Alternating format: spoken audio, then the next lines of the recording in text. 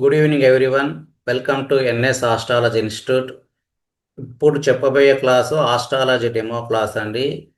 ఈ డెమో క్లాస్లో కూడా ఫస్ట్ వెరీ స్టెప్ నుంచి చెప్తానండి. ఇందులో చాలామంది ఈ డెమో క్లాస్లో అస్సలు ఏమాత్రం తెలియదని చాలామంది మెసేజ్ చేశారండి. వాళ్ళందరినీ దృష్టిలో పెట్టుకొని ఫస్ట్ ఎక్కడ స్టార్ట్ అవుతుంది ఆస్ట్రాలజీ అనే కాన్సెప్ట్ నుంచి చెప్తానండి. నేను ఇక్కడ ఒక పీడిఎఫ్ షేర్ చేస్తున్నాను, ఒకసారి చూడండి. చూడండి, ఇది స్టార్టింగ్ పాయింట్ అండి. ఆస్ట్రాలజీలో ఇదే స్టార్టింగ్ పాయింట్ అండి. మనకు ఏబిసిడిలో ఎక్కడైతే ఏ అయితే స్టార్ట్ అవుతుందో ఇది ఏ లెటర్ అనుకోండి. ఇది రాశి చక్రము. ఇవి 12 రాసులు అండి. ఇగో 12 రాసుల్లో మేషరాశి, వృషభ రాశి, మిథున రాశి, కర్కాటక రాశి, సింహరాశి, కన్యా రాశి, తులారాశి, వృశ్చిక రాశి, ధనస్సు రాశి, మకర రాశి, కుంభరాశి, మీనరాశి. ఈ విధంగా 12 రాశులు ఉంటాయండి. ఒక్కొక్క రాశికి ఒక్కొక్క గ్రహము అధిపతి ఉంటాడు. ఇప్పుడు మేషరాశికి అధిపతి కుజగ్రహం అండి. అలాగే వృషభ రాశికి అధిపతి శుక్రుడు, మిథున రాశికి అధిపతి బుధగ్రహం, కర్కాటక రాశికి అధిపతి చంద్రగ్రహం, సింహరాశికి అధిపతి సూర్యగ్రహం, కన్యా రాశికి అధిపతి బుధగ్రహం, తులారాశికి అధిపతి శుక్రగ్రహం, వృశ్చిక రాశికి అధిపతి కుజగ్రహం, ధనుసు రాశికి అధిపతి గురుగ్రహం, ఇక మకర రాశికి అధిపతి శనిగ్రహం, కుంభరాశికి అధిపతి శనిగ్రహం, చివరిగా 12వ రాశి మీనరాశికి అధిపతి గురుగ్రహం. ఈ విధంగా 12 రాశులు ఉంటాయండి. ఇదే స్టార్టింగ్ పాయింట్. ఇక్కడ మీరు గుర్తుపెట్టుకోవాల్సింది ఏంటిది? మేషరాశి అనగానే అధిపతి కుజగ్రహం అని తెలియాలి. అలాగే వృషభ రాశి అధిపతి అనగానే శుక్రగ్రహం. ఈ విధంగా 12 రాశులకు 12 అధిపతులు ఉంటాయి. ఒక్కొక్క గ్రహానికి 2 రాశులు ఉంటాయండి. ఇప్పుడు కుజగ్రహానికి మేషరాశి ఉంది, అలాగే 8వ రాశి వృశ్చిక రాశి కూడా ఉంది. ఈ విధంగా 12 రాశులు ఉంటాయి. ఒక్కొక్క రాశిని దృష్టిలో పెట్టుకొని మనం చూడాలి. ఇక్కడ మేషరాశి అనగానే అగ్నితత్వము, చర స్వభావము, పురుష తూర్పు డైరెక్షన్, ఇవి చాలా ప్రధానమైన కారకత్వాలండి. ఇంకా చాలా ఉంటాయండి కారకత్వాలు, ఇవి చాలా ప్రధానమైనవి. ఈ విధంగా 12 రాశులకు కారకత్వాలు ఉంటాయి. ఇది భూతత్వం, ఇది స్థిర రాశి, స్త్రీ దక్షిణం. అలాగే 3వ రాశి మిథున రాశి, అధిపతి బుధగ్రహము, వాయుతత్వము. ఇక ద్విస్వభావ రాశి, నపుంసక రాశి, ఇది పడమర దిక్కండి. ఇక్కడ మీరు ఏ పుస్తకాల్లో చూసినా కానీ ఇది పురుష రాశి అని ఇస్తారండి. ఇక్కడ నేను నపుంసక రాశి అని ఇచ్చాను. ఓకేనా అండి. తర్వాత 4వ రాశి కర్కాటక రాశి, అధిపతి చంద్రగ్రహము, జలతత్వము, చరరాశి, స్త్రీ ఉత్తరం అండి. ఈ విధంగా ఈ 12 రాశులకు సంబంధించిన క్యారెక్టరిస్టిక్స్ మీకు తెలియాలండి. తర్వాత స్టెప్ ఏంటంటే, ఇక్కడ చూడండి 9 గ్రహాలు ఉంటాయండి. మనకు 9 గ్రహాలు ఉంటాయి. ఈ 9 గ్రహాలలో సూర్య, చంద్ర, కుజ, బుధ, గురు, శుక్ర, శని, రాహు, కేతు గ్రహాలు. ఇది తర్వాత స్టెప్ అండి. అంటే సూర్యగ్రహము క్షత్రియుడు, పురుష ప్లానెట్. చంద్రగ్రహము వైశ్యుడు, స్త్రీ ప్లానెట్. కుజగ్రహము క్షత్రియుడు, పురుష ప్లానెట్. బుధగ్రహము వైశ్యుడు, నపుంసక. గురుగ్రహము బ్రాహ్మణ, పురుష. శుక్రగ్రహము స్త్రీ, బ్రాహ్మణ ప్లానెట్, స్త్రీ. శనిగ్రహము శూద్రుడు, నపుంసక ప్లానెట్. రాహుకేతు గ్రహాలు నపుంసక ప్లానెట్లే, వీటికి ఓనర్షిప్ ఉండదు. అంటే ఈ 12 రాశులలో 9 గ్రహాలు ఉంటాయి. ఈ 9 గ్రహాలకు ఒక్కొక్క గ్రహానికి 3 నక్షత్రాలు ఉంటాయండి. ఒక్కొక్క గ్రహానికి 3 నక్షత్రాలు. ఇగో కేతు గ్రహానికి అశ్విని, మఖ, మూల. ఇవి గుర్తుండాలి మీకు. ఇది తెలిస్తే మీకు ప్రిడిక్షన్ వచ్చేసినట్టేనండి. ఇక శుక్రగ్రహానికి భరణి, పుబ్బ, పూర్వాషాఢ. ఇక సూర్యగ్రహానికి భిన్నపాద నక్షత్రాలు, వీటికి కృతిక, ఉత్తర, ఉత్తరాషాఢ. చంద్రగ్రహానికి రోహిణి, హస్త, శ్రవణ. ఇక కుజగ్రహానికి మృగశిర, చిత్త, ధనిష్ట. రాహుగ్రహానికి ఆరుద్ర, స్వాతి, శతభిష. గురుగ్రహానికి పునర్వసు, విశాఖ, పూర్వభాద్ర. శనిగ్రహానికి పుష్యమి, అనురాధ, ఉత్తరాభాద్ర. బుధగ్రహానికి ఆశ్లేష, జ్యేష్ఠ, రేవతి. ఈ విధంగా 27 నక్షత్రాలు ఉంటాయండి. అంటే ఈ 12 రాశులు, 9 గ్రహాలు, 27 నక్షత్రాలు. ఇదే ఆస్ట్రాలజీ అండి. దీనికి 9 గ్రహాలు ఏ నక్షత్రంలో స్థితి అయితే ఎలాంటి ఫలితం అనేది మీకు తెలియాలి. రాశిచక్రం చూడగానే. ఇప్పుడు చూడండి, కుజగ్రహానికి 2 రాశులు ఉన్నాయి. ఇంట్రెస్ట్ ఉన్న వాళ్ళు రాసుకోండి. కుజగ్రహానికి ఇగో, కుజగ్రహానికి 1వ రాశి మేషరాశి, ఇగో 8వ రాశి కుజ, 8వ రాశి వృశ్చిక రాశి కూడా కుజగ్రహం. ఇక్కడ కుజగ్రహం ఏమి ఇచ్చానండి? క్షత్రియుడు అని ఇచ్చాను, పురుష ప్లానెట్ అని ఇచ్చాను. అంటే ఈ కుజగ్రహానికి 2 రాశులు ఉన్నాయి. ఒకటి మేషరాశి, 8వ రాశి వృశ్చిక రాశి. అలాగే ఇగో 2వ రాశికి శుక్రుడు అధిపతి వృషభ రాశికి. అలాగే 7వ రాశి తులారాశికి శుక్రుడే అధిపతి. ఇక్కడ శుక్రుడు ఏమి ఇచ్చాను? బ్రాహ్మణ ప్లానెట్, స్త్రీ ప్లానెట్ అని ఇచ్చాను చూడండి. అలాగే ఇక 3వ రాశి మిథున రాశికి బుధగ్రహమే. అలాగే 6వ రాశి కన్యా రాశికి అధిపతి కూడా బుధగ్రహమే. ఇక్కడ నేను బుధగ్రహం ఏమి ఇచ్చాను? వైశ్య ప్లానెట్, నపుంసక ప్లానెట్ అని ఇచ్చాను చూడండి. తర్వాత గురుగ్రహానికి, ఇక గురుగ్రహానికి 2 రాశులు ఉంటాయి. 9వ రాశి ధనుసు రాశి, 12వ రాశి మీన రాశి. ఇదేమి ఇచ్చాను? గురుగ్రహము బ్రాహ్మణ ప్లానెట్, పురుష ప్లానెట్ చూడండి. తర్వాత శని గ్రహానికి 2 రాశులు, ఇక మకరం, కుంభం. ఇక్కడ ఏమి ఇచ్చాను? శని గ్రహం శూద్రుడు అని ఇచ్చాను, అంటే లేబర్ పని, కూలి పని చేసేది, నపుంసక ప్లానెట్. తర్వాత కర్కాటక రాశి చంద్రగ్రహానికి 1 రాశి ఉంటుంది. ఇక్కడ చంద్రగ్రహం ఏమి ఇచ్చాను? స్త్రీ ప్లానెట్ అని ఇచ్చాను. తర్వాత 5వ రాశి సింహరాశికి సూర్యగ్రహం 1 అధిపతి చూడండి, క్షత్రియుడు పురుష ప్లానెట్. అంటే ఈ 9 గ్రహాలకు ఒక్కొక్క గ్రహానికి 3 నక్షత్రాలు ఉంటాయి. ఈ 3 నక్షత్రాలు 27 నక్షత్రాలు అండి. అంటే ఈ రాశి చక్రంలో మీరు పుట్టిన సమయానికి ఈ 27 ఈ 12 రాశులు, 9 గ్రహాలు, 27 నక్షత్రాలు.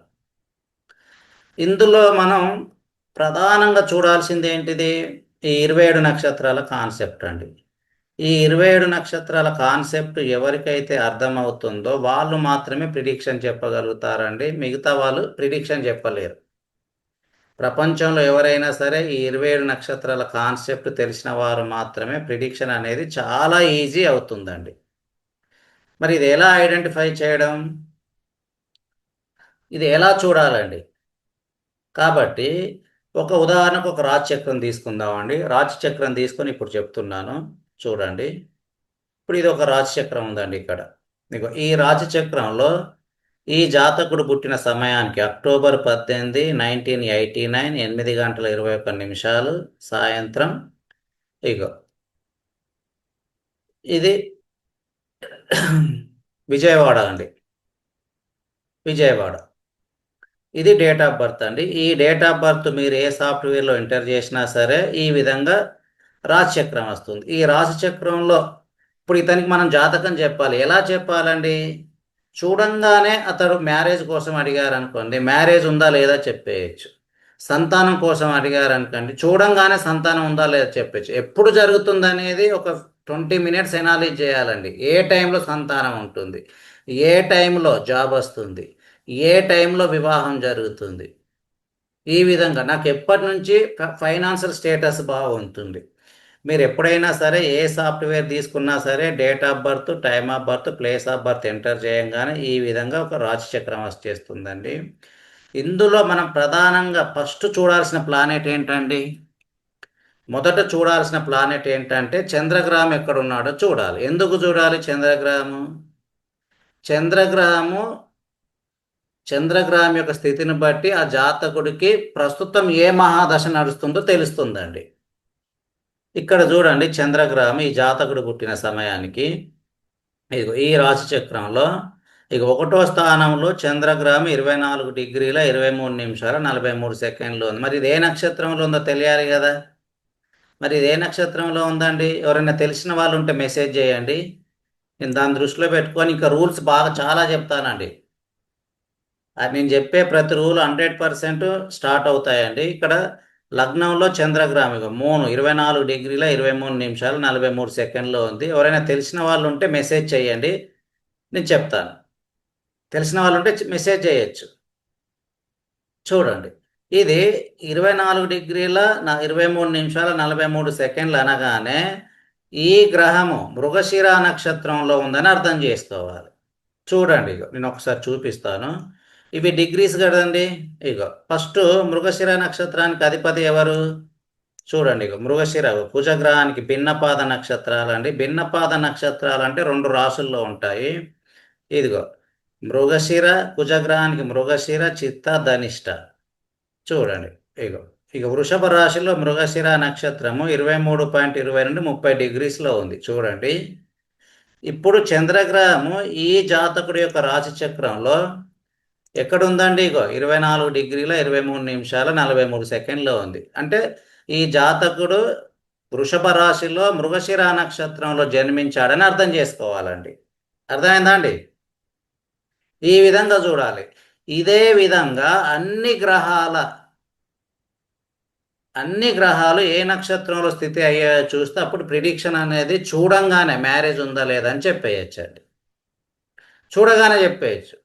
ఒకవేళ డైవర్స్ అయిందనుకోండి, సెకండ్ మ్యారేజ్ జరుగుతుందా లేదా అని కూడా ఇట్లా చూడంగానే చెప్పేయచ్చు, ఈ గ్రహాల యొక్క స్థితిగతులను బట్టి. మరి ఈ నక్షత్రాలను ఎందుకు చూడాలి?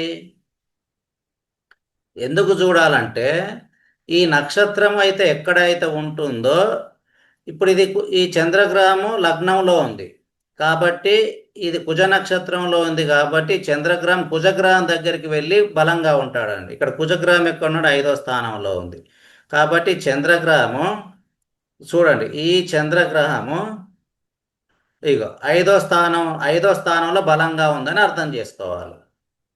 అర్థమైందా అండి? ఈ విధంగా మనం అర్థం చేసుకోవాలండి. ఫస్ట్ మరి ఇది ఎలా చూడాలి? ప్రతి గ్రహానికి 1, 5, 9 దృష్టిలు ఉంటాయండి. ప్రతి గ్రహానికి 1, 5, 9 దృష్టిలు ఉంటాయండి. రావుకేతు గ్రహాలకు తప్ప ప్రతి గ్రహానికి అండి. ఇప్పుడు 7 గ్రహాలు కాబట్టి 1, 5, 9 దృష్టిలు ఉంటాయండి ప్రతి గ్రహానికి. ఇది సేమ్ డైరెక్షన్ అంటారు.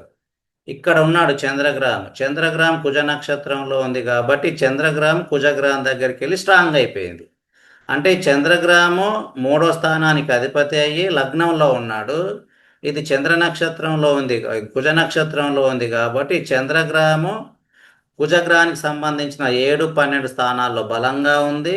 మళ్ళీ ఇది ఈ చంద్రగ్రహము 5వ స్థానంలో బలంగా 5వ స్థానానికి స్ట్రాంగ్ అయ్యి, అంటే ఈ చంద్రగ్రహం 5వ స్థానం యొక్క ఫలితాలను మాత్రమే ఫస్ట్ ఇస్తాడు. ఇది చూడాలంటే చాలా నాలెడ్జ్ రావాలండి. ప్రతి గ్రహానికి 3, 7, 11 దృష్టిలు కూడా ఉంటాయండి. ఇది ఉంటాయి. అంటే ఇక్కడ చంద్రగ్రహానికి 5వ స్థానంలో కుజుడు ఉన్నాడు. మళ్ళీ ఈ 3 చంద్రగ్రహం దగ్గరికే వెళ్ళిపోయింది. కాబట్టి ఎప్పుడైనా సరే చంద్రగ్రహం ఎప్పుడైనా సరే కుజ, రాహు, కేతు గ్రహాలతో సంబంధం వస్తే ఆ జాతకుడికి చెడు ఫలితాలు ఉంటాయండి. రాసుకోండి. కుజగ్రహానికి, చంద్రగ్రహానికి రాసుకుంటున్నారా అండి? చంద్రగ్రహానికి ఎప్పుడైనా సరే కుజగ్రహముతో వచ్చి బుధగ్రహం కూడా ఉంటే ఆ జాతకులకు ఎఫైర్స్ ఉంటాయండి. లవ్ ఎఫైర్స్ ఎక్కువగా ఉంటాయి. మీరు చెప్పింది కరెక్టేనండి. మృగశిర 1వ పాదంలోనే ఉంది. లవ్ ఎఫైర్స్ ఉంటాయండి.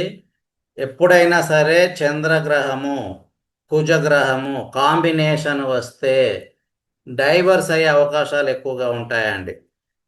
రాసుకోండి.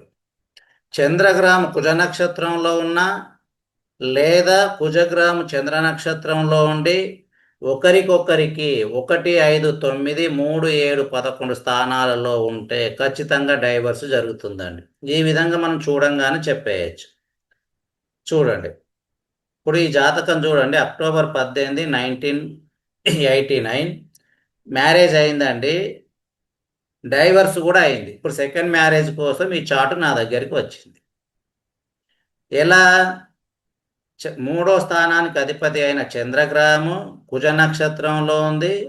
ఈ కుజగ్రహానికి 5వ స్థానంలో కుజుడున్నాడు. బుధగ్రహం కూడా ఉంది. ఎప్పుడైనా సరే కుజ చంద్రగ్రహాల కాంబినేషన్ సెకండ్ మ్యారేజ్ అండి. లవ్ ఎఫైర్స్, సీక్రెట్ మ్యారేజ్ అండి. కాబట్టి కుజగ్రహానికి 9వ స్థానంలో చంద్రగ్రహం ఉంది.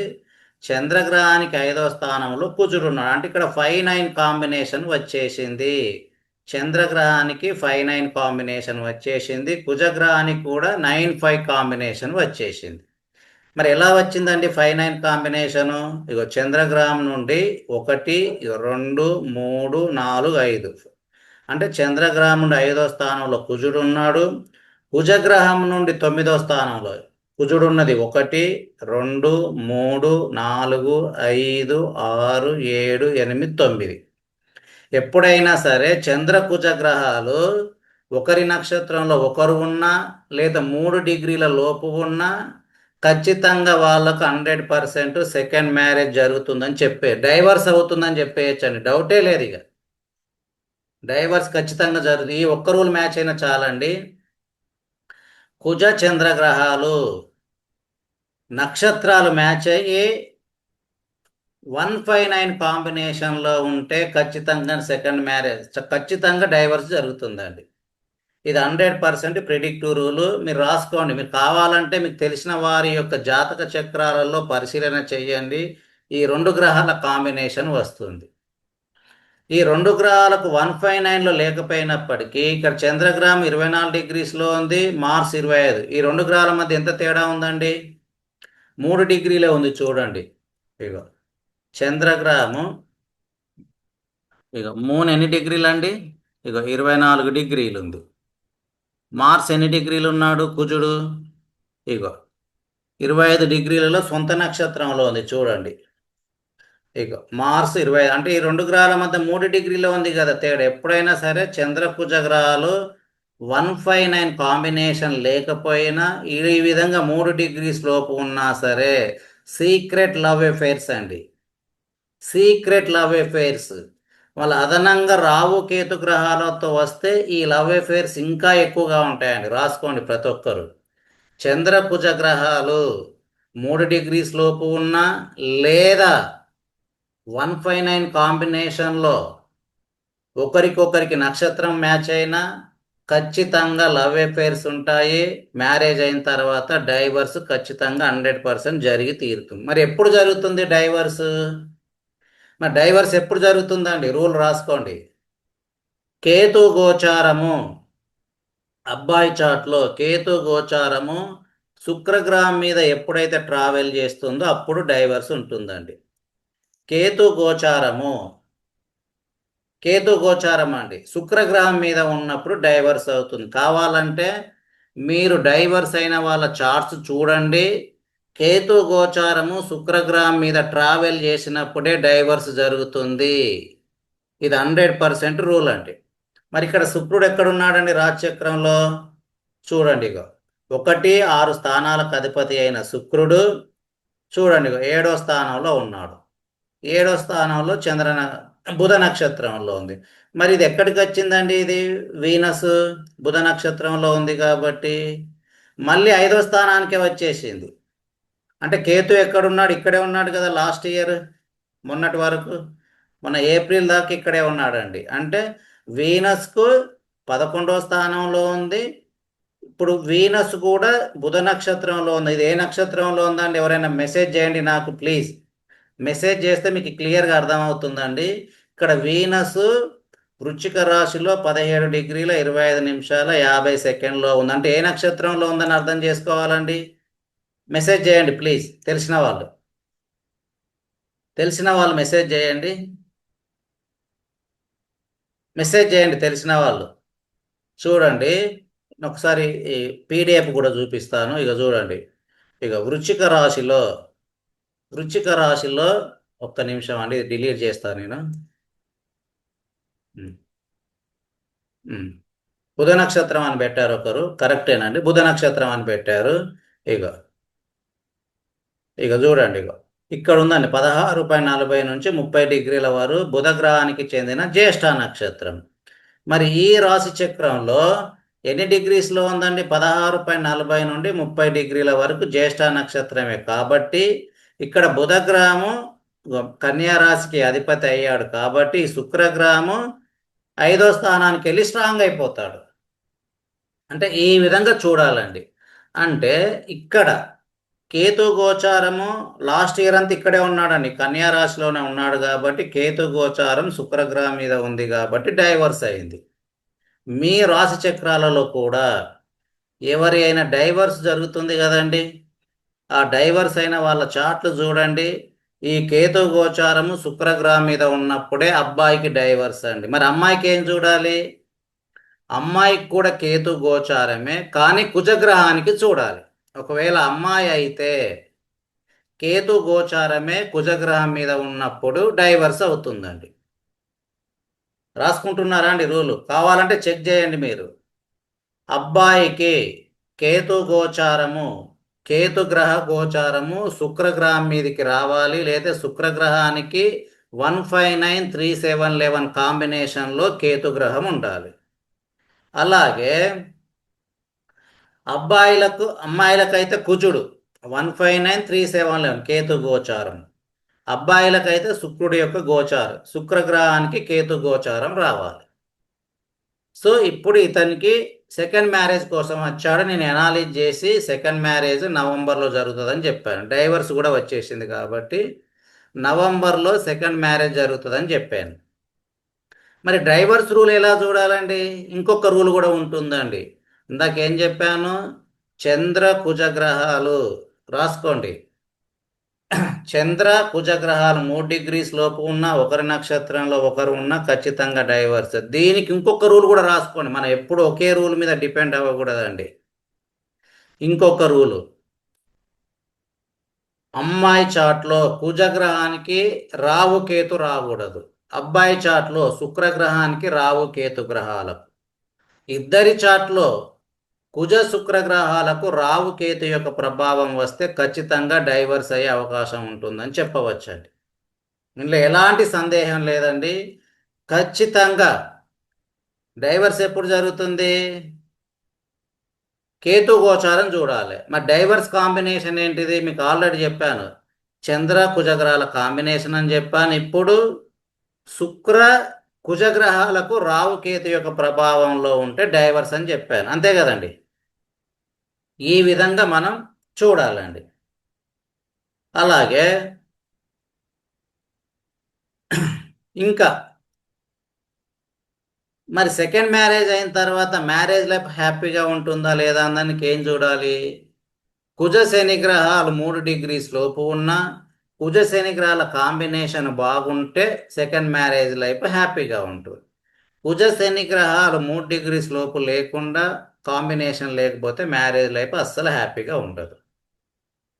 అలాగే ఎఫైర్స్ ఎప్పుడైనా సరే చూడండి, రాశి చక్రం చూడగానే చాలామంది అడుగుతారు, నాకు ఫైనాన్షియల్ స్టేటస్ బాగుంటుందా లేదా? అప్పుడు ఏం చూడాలండి? ఫైనాన్షియల్ స్టేటస్ బాగుంటుందా లేదా అనే విషయానికి వచ్చేసరికి ఫస్ట్ చూడాల్సిన ప్లానెట్ లగ్నాధిపతి బలంగా ఉందా బలహీనంగా ఉందా చూడండి. ఎప్పుడైనా సరే లగ్నాధిపతి కేతు శని గ్రహాలతో వస్తే ఖచ్చితంగా ఫైనాన్షియల్ స్టేటస్ అస్సలు బాగుంది, వాళ్ళకి లైఫ్ టైం పూర్ సిచ్యువేషనేనండి. లగ్నాధిపతి కేతు గ్రహానికి శని గ్రహానికి రాకూడదు. మరి ఎప్పుడు నష్టాలు ఉంటాయి? కేతు గోచారము శని గ్రహం మీద ఉన్నప్పుడు, శని గోచారము కేతు గ్రహం మీద ఉన్నప్పుడు 100% నష్టాలు ఉంటాయండి. ఇది 100% అక్షర సత్యం ఈ రూలు. అది ఇందాక ఇక్కడ ఒకరు మ్యారేజ్ పెట్టారండి, మ్యారేజ్ ఎప్పుడు అవుతుందని పెట్టారు. ఇది మనం చూడొచ్చండి మ్యారేజ్ ఎప్పుడు అవుతుంది అనేది. ఇక్కడ ఓన్లీ డీటెయిల్స్ పెట్టారు. ఆల్రెడీ ఎవరిదైనా డైవర్స్ అయిన వాళ్ళది ఉంటే ఇవ్వండి, నేను చెప్పిన రూల్ అక్కడ మ్యాచ్ అయిందో లేదో చెప్తాను. ఇది మనది డెమో క్లాస్ అండి. ఇక్కడ నేను కూడా విశ్లేషణ చేయాలి. మ్యారేజ్ చెప్పాలంటే నాకు పర్సనల్గా కలవండి, అప్పుడు చెప్తాను మ్యారేజ్ ఎప్పుడు అవుతుందో లేదో. ఆల్రెడీ డైవర్స్ అయిన వాళ్ళది, ఆల్రెడీ సెకండ్ మ్యారేజ్ జరిగిన వాళ్ళది నేను చెప్పిన రూల్ మ్యాచ్ అయిందా లేదా చూడండి. మరి సెకండ్ మ్యారేజ్ ఎవరికి జరుగుతుంది? ఎవరికి జరుగుతుందండి? శుక్రగ్రహము 9వ స్థానానికి బలంగా డబుల్ టైం అయితే నక్షత్రం ద్వారా శుక్రగ్రహం 9వ స్థానానికి వచ్చేసి స్థిర రాశి యొక్క ప్రభావంలో ఉండాలి. మరి స్థిర రాశులు అంటే ఎవరండి? చూడండి, మీకు ఫస్టే చెప్పాను ఇక్కడ ఇక్కడ స్థిర రాశులు ఎవరున్నారు రాశిచక్రంలో?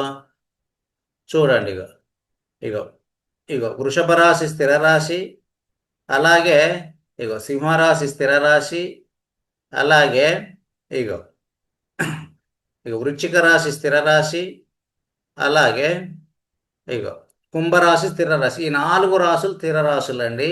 శుక్రగ్రహము 9వ స్థానానికి సంబంధం వచ్చి స్థిర రాశి యొక్క ప్రభావంలో ఉంటే ఖచ్చితంగా సెకండ్ మ్యారేజ్ అండి, డౌటే లేదు. రాసుకోండి రూల్స్ అన్ని. శుక్రగ్రహము 9వ స్థానానికి వచ్చేసి 9వ స్థానానికి వచ్చి స్థిర రాశి యొక్క ప్రభావంలో ఉంటే ఖచ్చితంగా సెకండ్ మ్యారేజ్ జరుగుతుందని ఇందులో ఎలాంటి సందేహం లేదు. ఇది తర్వాత ఇలా చాలామంది కొత్త వాళ్ళే ఉన్నారు కాబట్టి ఈ డైరెక్ట్ రూల్ చెప్తున్నాను.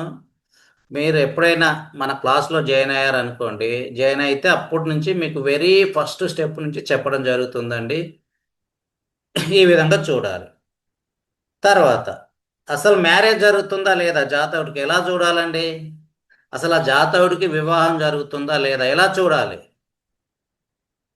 ఎలా చూడాలంటే ఫస్ట్ లగ్నాధిపతి బలంగా ఉందా బలహీనంగా ఉందా చూడండి.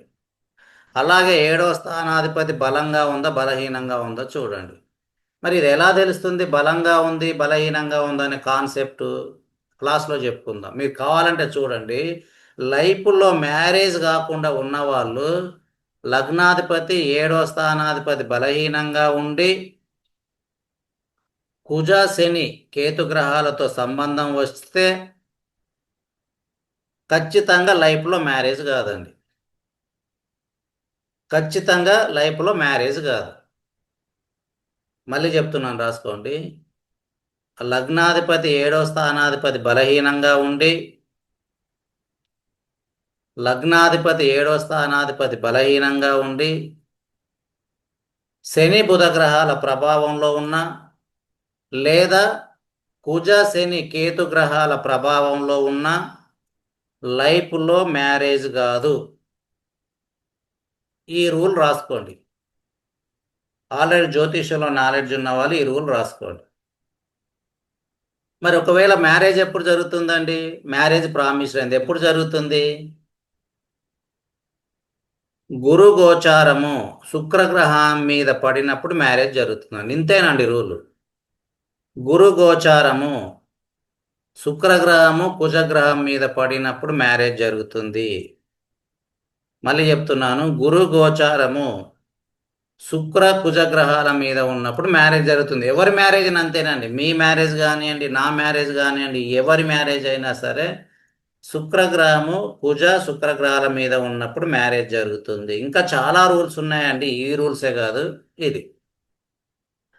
మరి సంతానం అండి, మరి సంతానం ఎప్పుడు ఉంటుంది? అసలు ఆ జాతకులకు సంతానం ఉండదా లేదా ఎలా ఐడెంటిఫై చేయడం సంతానం? రాశి చక్రంలో 1, 5, 9 స్థానాధిపతులు బలహీనంగా ఉంటే సంతానం ఉండదండి. 1, 5, 9 స్థానాధిపతులు బలహీనంగా ఉంటే సంతానం ఉండదు. మరి ఎలా చూడడం ఈ రూలు? చూడండి, ఇగో ఇప్పుడు ఇది రాశి చక్రం అండి. ఇగో 1వ స్థానాధిపతి శుక్రుడు, ఇగో 5వ స్థానాధిపతి బుధుడు, 9వ స్థానాధిపతి శనిగ్రహం. ఈ 3 గ్రహాలండి, 1, 5 సేమ్ డైరెక్షన్. చూడండి, ఇందాక సేమ్ డైరెక్షన్ అనుకున్నాం కదా, 159. ఈ 1, 5, 9 స్థానాధిపతులు బలహీనంగా ఉండి రావు కేతు యొక్క ప్రభావంలో ఉంటే లైఫ్లో సంతానం ఉండదు. ఈ ఒక్క రూల్ చాలండి. 1, 5, 9 స్థానాధిపతులు బలహీనంగా ఉండి రావు కేతు యొక్క ప్రభావంలో ఉంటే లైఫ్లో సంతానం ఉండదు. ఇది 100% రూల్ అండి. ఇదంతా మనం ఎలా చూడాలి? నక్షత్ర పద్ధతి డిగ్రీస్ కాన్సెప్ట్లో చూడడం తెలియాలి. మరి ఎందుకు నక్షత్ర పద్ధతి డిగ్రీస్ కాన్సెప్టు? చాలామంది డైరెక్ట్గా చూస్తారు. 1వ స్థానాధిపతి 5, 5వ స్థానాధిపతి 9, లేదా 9వ స్థానాధిపతి 5వ స్థానంలో స్థితి అయిందా, లేదా 5వ స్థానాధిపతి లగ్నంలో ఉందా స్థితి. అలా అనేం లేదు. ఈ 9వ స్థానాధిపతి 1వ స్థానాధిపతి నక్షత్రంలో ఉన్న 1వ స్థానానికి స్ట్రాంగ్ అయినట్టే, లేదా 5వ స్థానాధిపతి నక్షత్రంలో ఉన్న 5వ స్థానానికి వచ్చినట్టే. ఉదాహరణకి ఇక్కడ 9వ స్థానాధిపతి శనిగ్రహం. ఇక్కడ శనిగ్రహం వచ్చి రాశిచక్రంలో ఎక్కడ ఉంది? 8వ స్థానంలో ఉంది. ఇది 8వ స్థానంలో శుక్ర నక్షత్రంలో ఉంది కాబట్టి 7వ స్థానానికి వచ్చేసింది, 1, 6కు వచ్చాడు. ఒకవేళ ఈ శనిగ్రహము 5వ స్థానాధిపతి బుధ నక్షత్రంలో ఉంటే బుధగ్రహానికి వచ్చినట్టే. అంటే నక్షత్రం ద్వారా చూడాలి, నక్షత్రం ద్వారా వస్తేనే 100% రూల్ మ్యాచ్ అవుతుంది. డైరెక్ట్గా 1వ స్థానాధిపతి 5, 5వ స్థానాధిపతి 9, 9వ స్థానాధిపతి 5, లేదా 5వ స్థానాధిపతి 9, లేకపోతే లగ్నాధిపతి 9 ఇలా ఉంటే కాదు. నక్షత్రాధిపతి ద్వారా 1, 5, 9 స్థానాధిపతులకు వస్తే సంతానం తొందరగా ఉంటుంది. లేకుండా ఈ 3 గ్రహాలు బలహీనంగా ఉండి ఈ 1, 5, 9కి ఏమాత్రం సంబంధం లేకుండా రాహు కేతు గ్రహాలతో వస్తే సంతానం లైఫ్లో ఉండదు. ఈ రూల్ మీకు తెలియాలండి, ఐడెంటిఫై చేయడం రావాలి. ఇదండి. అలాగే రాశి చక్రంలో ఆ జాతకుడు చూడగానే అతని క్యారెక్టర్ ఎలా ఉంటుంది, ఎలా ఐడెంటిఫై చేయడం అండి? క్యారెక్టర్ బాగుంటుందా లేదా ఎలా ఐడెంటిఫై చేయడం? లగ్నాధిపతి బలహీనంగా ఉండి బుధగ్రహము ఒంటరిగా ఉంటే, రాశి చక్రంలో ఒంటరిగా ఉంటే వాళ్ళ క్యారెక్టర్ అస్సలు మంచిది కాదండి. ఇది 100% రూలు. బుధగ్రహం రాశిచక్రంలో ఒంటరిగా ఉన్నాడు అనుకోండి, ఇక్కడ బుధగ్రహము కుజగ్రహంతో కలిసి ఉంది, మంచిదే. ఈ బుధగ్రహము ఒంటరిగా ఒక రాశిలో ఉందనుకోండి, వాళ్ళు మోసం చేస్తారని మోసాలు చేస్తూనే బతుకుతారు. వాళ్ళ క్యారెక్టరే మోసాలు చేయడం. వాళ్ళందరికీ ఫోన్లు చేస్తారు, డబ్బులు కావాలని బెదిరిస్తుంటారు, చీటింగ్ చేస్తుంటారు. అలా ఎప్పుడైనా సరే బుధగ్రహము రాశి చక్రంలో ఒంటరిగా ఉంటే వాళ్ళని అసలు మ్యారేజ్ చేసుకోకూడదండి. వాళ్ళు నెంబర్ 1 కన్నింగ్ ఫెలోస్. బుధగ్రహము రాశి చక్రంలో ఒంటరిగా ఉంటే, ఒకవేళ గురుగ్రహం యొక్క ప్రభావం ఉంటే మంచిదండి. ఒకవేళ గురుగ్రహం యొక్క ప్రభావం ఉంటే చాలా మంచిది. గురుగ్రహం యొక్క ప్రభావం లేకుండా ఒంటరిగా ఉంటే మైనస్. ఒంటరిగా ఉండి రాహు కేతు యొక్క ప్రభావం రాకూడదు. ఒంటరిగా ఉండి సొంత నక్షత్రం బుధ నక్షత్రంలో ఉంటే ఇంకా డేంజర్ అండి. బుధగ్రహము ఒంటరిగా ఉండి బుధ నక్షత్రంలో ఉంటే వాళ్ళు చాలా ప్రమాదకరమైన వాళ్ళతో అసలు స్నేహమే చేయకూడదు. కాబట్టి ఇక్కడ బుధగ్రహము కుజగ్రహంతో కలిసి ఉన్నాడు కాబట్టి మంచిదే. ఒకవేళ ఇక్కడ కుజగ్రహం లేదనుకోండి, జాతకుడు కన్నింగ్ మెంటాలిటీ అని చెప్పేయచ్చు. కన్నింగ్ మెంటాలిటీ, మనతోనే ఉంటారు, వెనకాల ఏదేదో మాట్లాడేస్తుంటారు, మోసం చేసే మెంటాలిటీ ఎక్కువ ఇది. అలాగే చాలామందికి లవ్ అఫేర్స్ కూడా ఉంటాయి. మ్యారేజ్ అయిన తర్వాత కూడా అక్రమ సంబంధాలు ఉంటాయి. ఎవరికండి? వీనస్కి ఎప్పుడైనా సరే రాహుగ్రహ సంబంధం వస్తే, వీనస్కి ఎప్పుడైనా సరే, వీనస్ రాహుగ్రహాల కాంబినేషన్ అంటే చాలామంది ఎలా చూస్తారు? వీనస్కు రాహుగ్రహం ఉందా లేదా అనే కాన్సెప్టే చూస్తారు. ఒకే రాశిలో ఉన్నాయా లేదా అని చూస్తారు. అంటే వీనసు రాహు నక్షత్రంలో స్థితి అయినా రాహుగ్రహానికి వచ్చినట్టే. రాహుగ్రహము శుక్రగ్రహానికి సంబంధించిన వృషభ రాశి తులారాశిలో స్థితి అయినా అక్రమ సంబంధాలు ఉంటాయని చెప్పేయచ్చు. ఒకవేళ గురుగ్రహం యొక్క దృష్టి ఉంటే ఆ అక్రమ సంబంధాలు మొదట్లో ఉంటాయి, తర్వాత ఉండవని చెప్పేయచ్చు. వాళ్ళు రియలైజ్ అవుతారు తప్పు చేస్తున్నామని. అంటే శుక్ర రాహుగ్రహాల కాంబినేషన్ లవ్ అఫేర్స్. దీనికి అదనంగా చంద్రగ్రహం కానీ బుధగ్రహం వస్తే ఈ లవ్ అఫేర్స్, ఈ అక్రమ సంబంధాలు ఇంకా ఎక్కువగా ఉంటాయండి, చాలా ఎక్కువగా ఉంటాయి. అందరు రాసుకుంటున్నారు కదా నేను చెప్పే రూల్స్ అన్నీ? రాసుకుంటున్నారా అండి? భార్గవి గారు ఒకసారి మాట్లాడండి ప్లీజ్, తొందరగా అన్మ్యూట్ అవ్వండి. Okay sir. సార్ చెప్పారు కదా బుధగ్రహం ఒంటరిగా ఉంటే అని, అంటే ఆ నెక్స్ట్ హౌస్ లో ప్లానెట్ ఉంటే పర్లేదా సార్? నెక్స్ట్ హౌస్లో ఉంటే పర్లేదు, కాస్త పర్వాలేదు. నెక్స్ట్ హౌస్లో కూడా లేకుండా ఒంటరిగా ఉంటే వాళ్ళు పెద్ద నెంబర్ 1 కన్నింగ్ మెంటాలిటీ అండి. ఒకవేళ ఒంటరిగా ఉన్న గురు నక్షత్రము లగ్నాధిపతి నక్షత్రంలో ఉంటే మంచిదండి. గురు ఓకే నక్షత్రము లగ్నాధిపతి యొక్క నక్షత్రంలో లేకుండా ఒంటరిగా ఉంటే వాళ్ళు నెంబర్ వన్ కన్నింగ్ ఫెలోస్. అలాంటి వాళ్ళతో మనకు స్నేహమే చేయకూడదు, వాళ్ళకు దూరంగా ఉండడమే మంచిది, అలాంటి మెంటాలిటీ ఉన్న వాళ్ళని. మళ్ళీ ఓకే ఉమ్, సో ఈ విధంగా మన మ్యారేజ్ కాంపాబిలిటీ చూసేటప్పుడు బుధగ్రహము ఒంటరిగా ఉండి లగ్నాధిపతి యొక్క ప్రభావము గురుగ్రహం యొక్క ప్రభావం లేకపోతే వాళ్ళను మ్యారేజ్ చేసుకోపోవడమే మంచిదండి. ఇదే బుధగ్రహము వాళ్ళని మ్యారేజ్ చేసుకోపోవడమే పరిహారం అండి. ఇక అది తర్వాత మీరు మెసేజ్ పెట్టండి, మీకు ఏ రూల్ కావాలని నా రూల్స్ అన్ని చెప్తానండి. ఓకే, ఈ రికార్డింగ్ ఉంటుందండి. ఈ రికార్డింగ్ వచ్చేసి ఇది మీకు అందరు నేను గ్రూప్లో పెడతాను. గ్రూప్లో ఉండదు, యూట్యూబ్ లింక్ పెడతానండి, రేపు వచ్చేస్తుంది, చూసుకోవచ్చు. అది చాలా ఇంకా అలాగని ఎప్పుడైనా సరే ఆ జాతకుడి యొక్క రాశి జాతక చక్రం బాగుందా లేదా అని డిసైడ్ చేసే ప్లానెటే లగ్నం అండి, లగ్నాధిపతి అండి. చూడండి, ఇక్కడ లగ్నము వృషభ లగ్నం అయింది. శుక్రగ్రహం 7వ స్థానంలో ఉన్నాడు. శుక్రగ్రహం లగ్నాన్ని చూస్తుంది 7వ దృష్టితో. మళ్ళీ బుధ నక్షత్రంలో ఉంది. బుధగ్రహం కూడా లగ్నాన్ని చూస్తున్నాడు. ప్రతి గ్రహానికి 159 కాంబినేషన్ అన్నాను కదా. కాబట్టి ఇతనికి జాతకుడికి ఇన్కమ్ బాగానే ఉంటుంది. ఎందుకంటే లగ్నానికి లగ్నాధిపతితోని అలాగే 5వ స్థానాధిపతి యొక్క ప్రభావము, బుధగ్రహం యొక్క ప్రభావము, మళ్ళీ గురుగ్రహానికి కూడా 2వ స్థానంలో గురుగ్రహం ఉంది కాబట్టి ఇన్కమ్ బాగుంటుంది, డౌట్ ఏం లేదు. మ్యారేజ్ లైఫ్ని డిస్టర్బ్ చేసింది, మ్యారేజ్ లైఫ్ వరస్ట్ అయిపోయింది. స్వతహాగా ఇన్కమ్ జాతకం బాగుంది, అందులోను గురుగ్రహము 2వ స్థానానికి ధన విషయానికి కారకత్వం వహిస్తుంది, ధన సంపాదనకు కారకత్వం వహిస్తుంది. గురుగ్రహము 2వ స్థానానికి సహజ కారక గ్రహం అండి. కాకపోతే ఇక్కడ రాహు నక్షత్రంలో ఉంది. మరి రాహు ఎక్కడున్నాడు చూడండి, కుజ నక్షత్రంలో ఉంది. కాకపోతే కొద్దిగా వీక్ అయిపోయింది. అంటే ఇది ఇక్కడ గురుగ్రహము వీక్ అయిపోయిన నక్షత్రంలో ఉందండి. ఎప్పుడైనా చూడండి ప్లానెట్స్ చివరి 3 డిగ్రీస్లో మొదటి 3 డిగ్రీస్లో ఏ ప్లానెట్ అయినా వీక్ అయితే పొజిట్ అయితే ఆ గ్రహం కొద్దిగా వీక్ అయిపోయినట్టు అర్థం అని. అంటే ఇక్కడ గురుగ్రహము వీక్ అయిపోయిన రాహు గ్రహానికి చెందిన ఆరుద్ర నక్షత్రంలో స్థితి కావటం చేత ఇన్కమ్ బాగుంటుంది. ఒకవేళ వి ఆ నక్షత్రాధిపతి బలంగా ఉంటే ఇన్కమ్ ఇంకా ఇంకా బాగుంటుంది.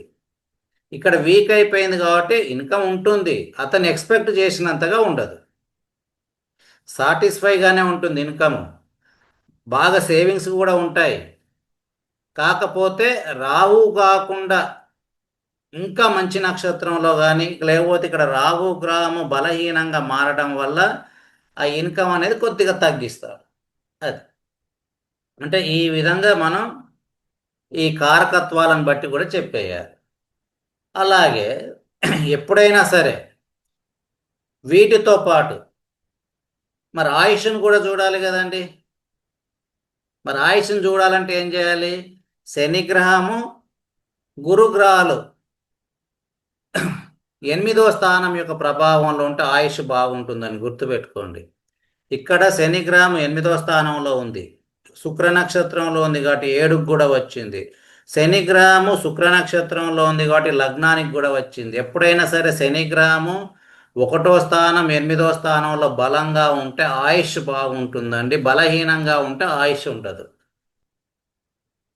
గుర్తుపెట్టుకోండి. ఇక్కడ లగ్నాధిపతి కూడా బలంగా ఉంది కాబట్టి ఆయుష్ను బాగిస్తాడు.